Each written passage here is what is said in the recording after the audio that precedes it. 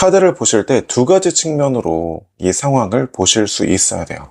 왜냐하면 이 타로 카드 질문이라는 게 굉장히 무수하고 다양한 것 같지만 크게 나누어 보면 사람의 어떤 감정이나 마음에 대한 질문과 전체적인 상황이나 사실에 대한 질문이 크게 두 가지로 나눌 수 있거든요. 그래서 애초에 타로 카드를 공부하실 때부터 특정 개인의 어떤 모습이나 주체가 되는 그 사람의 감정이나 생각, 이 주관적인 상황과 전체적인 상황, 이 객관적인 사실에 대한 상황, 이 두 가지 측면으로 카드를 공부하시면 실전에 적용했을 때 바로바로 말이 나올 수 있고 또 응용을 해가지고 바로 풍부한 해석을 만들 수가 있습니다. 얼마 전에 그 제 사무실에 청소를 도와주시는 분이 이제 그분이 그 건물을 다 담당하시는 분이에요. 그런데 그날따라 청소하셔야 되는 그 양이 굉장히 많았던 거예요. 근데 그분이 그 장면을 딱 맞닥뜨리는 그 상황을 제가 목격하게 되는데 이 장면을 가지고 여러분에게 타로 카드를 설명해 드리면 이해가 쉬울 것 같아서 한번 예를 들어보도록 하겠습니다. 이런 장면이 될 수 있을 텐데 제가 앞서서 두 가지 상황으로 카드를 보라고 말씀드렸죠. 그럼 먼저 그 청소하시는 분, 특정 개인의 감정이나 생각이나 모습을 먼저 봐야 되겠죠. 그 청소하시는 분은 이 장면, 이 상황에서 어떤 걸 느끼셨을까요? 부담감을 느끼셨을 수도 있고, 그렇죠?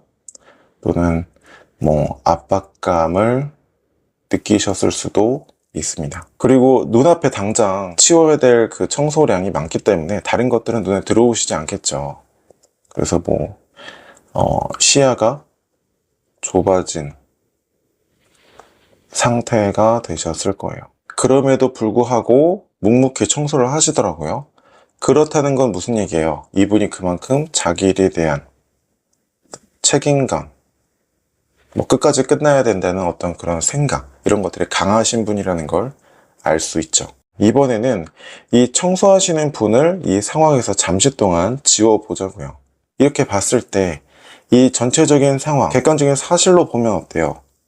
쓰레기가 많은 상황이죠. 이거를 조금 더 중립적인 표현으로 하면은 일이 많은 상황이 되는 거죠. 객관적인 사실은 이게 다란 말이에요. 그냥 일이 많은 상황. 거기서 사람이 느낄 수 있는 거는 부담감, 압박감, 이런 감정, 시야가 좁아진 상태. 그럼에도 불구하고 어떤 책임감, 소명의식을 가지는 그런 상황일 수 있다. 이렇게 볼 수 있는 거죠. 그럼 이 상황에서 그 사람의 마음은 이렇게 물어봤어요. 그러면 당연히 부담감, 압박감을 느끼는 상태야, 이렇게 얘기할 수 있겠죠. 그럼 만약에 그 사람이 앞으로 어떻게 행동할까요? 어떻게 할까요? 를 질문한다면 어떻게 돼요? 책임감을 가지고 일을 혼자서 다 처리하게 될 거야. 이렇게 대답하는 거예요. 근데 만약에 객관적인 사실이나 전체적인 그냥 상황을 물었어요. 어떤 상황이야? 이렇게 물었어요. 그러면 처리해야 될 일이 많은 상황이야. 일이 많아졌어. 이렇게 얘기할 수 있겠죠. 이렇게 리딩한다면 이제 초급 단계 리딩은 마스터한 겁니다. 근데 여기서 어떻게 그 다음 단계 중급으로 넘어가게 되는 거냐면 지금 얘기한 이 상황, 두 가지 큰 가이드라인의 이 상황을 응용을 하는 거예요. 그 사람의 마음은 어때? 라고 물어봤어요. 그러면 부담감, 압박감이 심한 상태야. 여기까지는 초급 리딩이죠. 그런데 여기에 이유나 원인까지 얘기할 수 있으면 중급자 단계에 들어섰다고 말할 수 있어요. 다시 한번, 그 사람의 마음은 어때? 부담감, 압박감을 느끼는 상태야. 왜냐하면 혼자서 감당해야 되는 일이 많은 상황이거든. 이렇게 얘기하는 거예요. 그럼 반대로 어떤 상황이야? 객관적인 정황을 물었다면 처리해야 되는 일이 많은 상황이야. 그래서 당신은 부담감, 압박감을 느끼게 될 수가 있어. 이렇게 얘기하는 거죠. 어때요? 이 두 가지 상황을 응용해서 풍부한 해석이 나오죠. 지금 해석한 이 맥락은 직역이거든요. 그러니까 연애 상황이 될 수도 있고 비즈니스적인 일의 상황이 될 수도 있고, 근데 어떤 상황이든지 간에 이 큰 뼈대적인 가이드적인 상황의 맥락이 나온다는 거예요. 그런데 이 내담자의 고민 상황이나 질문, 또 주변에 함께 등장한 카드에 따라서 의역을 할 때 매끄러운 언어로 바꿀 수도 있고, 또 그 고민 상황을 적용했을 때 좀 더 내담자에 맞는 언어로 의역되거나 표현될 수 있는 거죠. 그런데 이 큰 맥락은 계속 유지가 되는 거예요.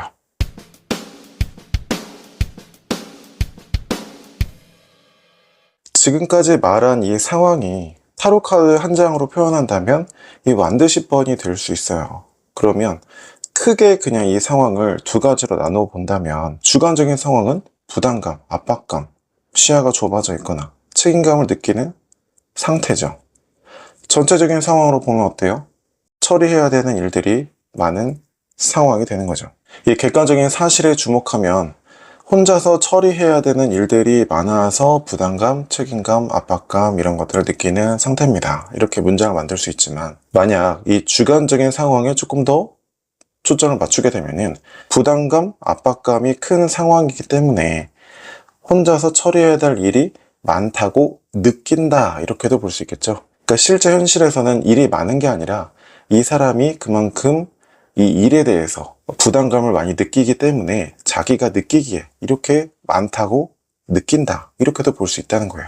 그러니까 이 두 가지 측면을 조명하면은 이 큰 가이드라인을 넘나들면서 얼마든지 다른 이면을 조명할 수 있다는 거죠. 그런데 보통 타로카드 공부할 때 이 카드는 뭐다, 무슨 의미다, 무슨 의미다, 무슨 의미다 이렇게 열거하듯이 외우잖아요.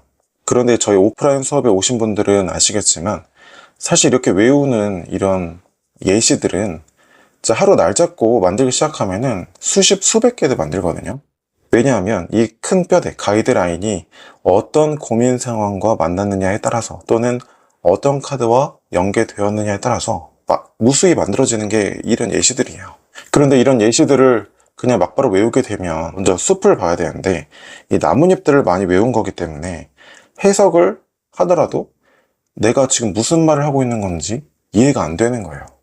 그리고 또 내가 외우는 그 나뭇잎 외에는 대체 이게 어떤 상황인 건지 이해가 안 되니까 해석이 말문이 막혀버릴 수밖에 없는 거죠. 입문자 단계에서 아직 실전 경험이 부족하기 때문에 이 상황이 실전에 들어갔을 때 어떻게 적용될 수 있는지 참고로 보는 거예요. 참고적으로 보면 되게 좋은데 이거를 아무래도 우리는 주입식 그 공부 방법이나 교육에 길들여져 있기 때문에 나도 모르게 밑줄 치면서 외우게 되죠. 그 순간 타로 장수생의 길로 접어들게 되는 겁니다. 또 두 번째 대표적인 원인이 이 카드에 대한 어떤 막연한 느낌으로 이제 해석을 하는 거예요.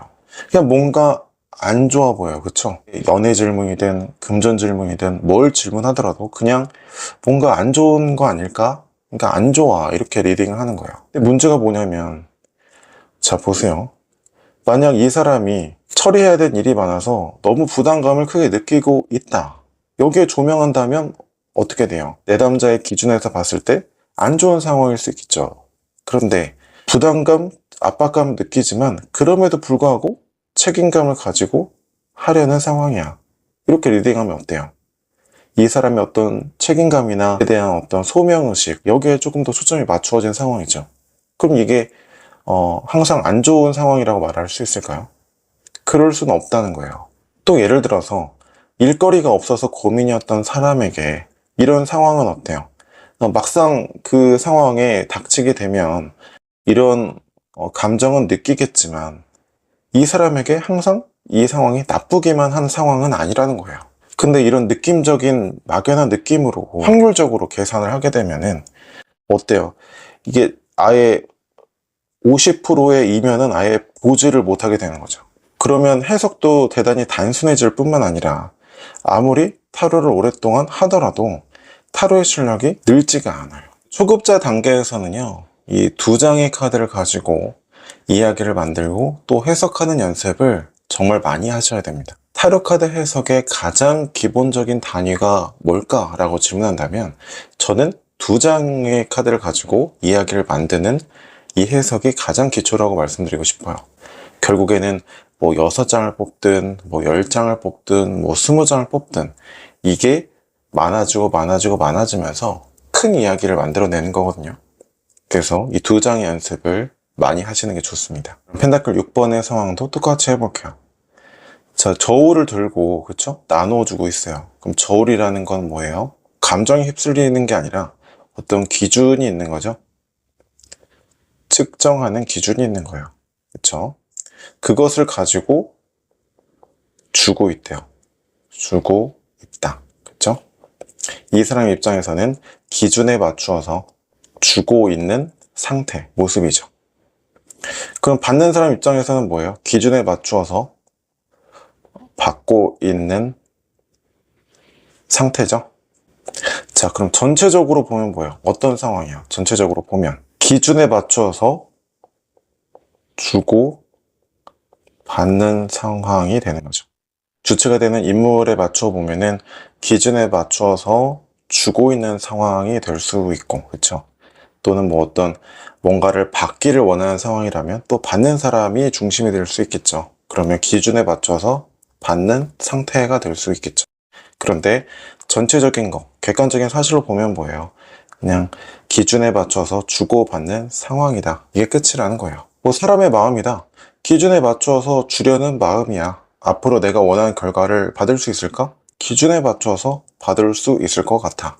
이렇게 리딩하면은 이제 초급 과정은 마스터가 된 겁니다. 근데 여기서 조금 더 풍부한 해석을 하려면 이거는 이제 원소 숫자 카드이기 때문에 이 원소도 좀 해석을 해주면 좋겠죠. 이렇게 뭘 주는데, 왜 그러는데, 물질적인 관점에서 또는 현실적인 관점에서 기준에 맞춰서 주거나 받거나 주고받는 상황이래. 무조건적인 건 아니라는 거야. 어떤 실체가 있고 또 측정할 수 있고 가치 판단을 할 수 있는 상황이라는 거죠. 자, 그러면 이걸 가지고 그냥 스토리를 만들어 보면 어때요? 부담감, 압박감을 느끼는 상황이지만 책임감을 가지고 혼자서 이 많은 일들을 해내려고 하는 상황이에요. 이렇게 리딩할 수도 있고, 아니면 일이 많아서 부담감, 압박감을 느끼고 시야가 좁아진 상태예요. 이렇게도 할 수 있겠죠. 전체적인 상황을 조금 더 초점을 맞추어서 리딩을 해보면 혼자서 감당해야 될 일이 많은 상황이죠. 그래서 기준에 맞춰서 주고받는 상황이 될 것 같다. 이렇게 리딩을 하는 거죠.